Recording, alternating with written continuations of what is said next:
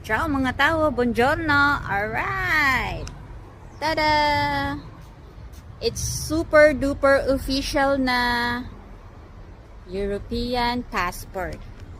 Alright, ngayon, nagtanong ako dito sa Questura. Mag-share lang ako ng info kasi dito sa Cagliari to ha. Meron kasing 4 na kuhanan ng passport. May Cagliari, meron sa Quarto, Iglesias at Carbonia. Nagtanong ako dito kung pwedeng kunwari yung residente ng Cagliari pwedeng prenotata sa Quarto or yung mga taga Quarto pwedeng magprenotata dito sa Cagliari. Pwede daw yon.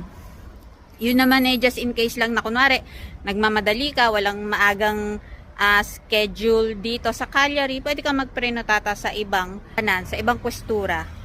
Susunod nating step is magsusurrender na kami ng permeso di soggiorno, then dual citizenship. Yun lang. Ciao!